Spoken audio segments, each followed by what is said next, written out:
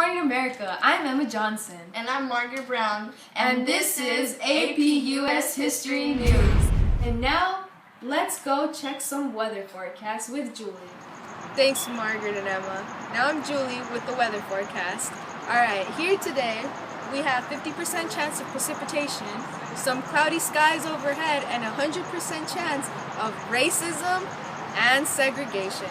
Back to you guys. Thank you, Susie. And now to Julie with some breaking news. Thank you, Emma and Margaret. I am here right next to Colton High School with a special guest that I will be interviewing. But first, let me do a little recap on how African Americans were doing during the war, but at home, not at the war. Now starting with African American women. African American women during this time were now able to have more job opportunities, which gave them the ability to not only work as servants and laborers, but now be part of the war. How are you, Scarlett? I'm fine though. Blessed to finally be able to work for a wage. What was the role that you had during World War II? I work in a factory making guns and ammunition for all the boys on the front. What are the work conditions there, Scarlett? It is very dangerous. These factories are basically time bombs. One shell of ammo will blow this whole factory up. Thank you for sharing with us what it was like to be an African American woman during World War II. Now back to you, Emma and Margaret. Thank you, Susie. And in other news, there's been a migration of African Americans from the south to the north due to industrialization needed by the war. Conflict doesn't end there.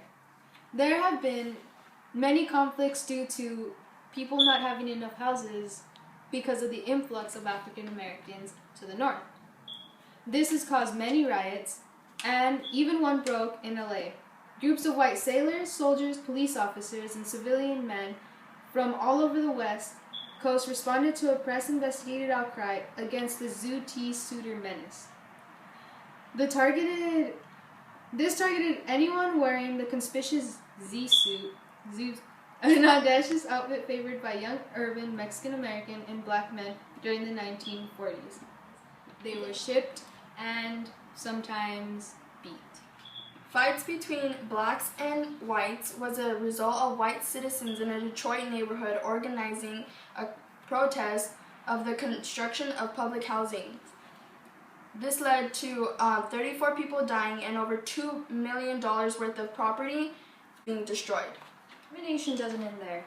African Americans are still being treated and segregated by the armed forces, even though they've been fighting with us for some time now. Segregated barracks, they can't get food from the same food place. They even treat POWs from Germany better than they did African Americans. They were constantly humiliated on the battlefield, and they barely got the right to get their own regiment, even though the regiment has to be commanded by a white officer. African Americans still want to join the war. You can join Tuskegee, which is one of the military bases that are training Negroes The of 100,000 African Americans going to march on Washington, D.C. led to Roosevelt issuing the Executive Order A802, banning the discrimination in all government agencies. It matters worse. Since some men have been returning from the front, many African American men have been pushed out of their jobs and left jobless. From all these news, you can see that this is paving the way for a new future for all African Americans. Tune in next time. Or not. This is APUS History News. I'm Margaret Brown, signing off.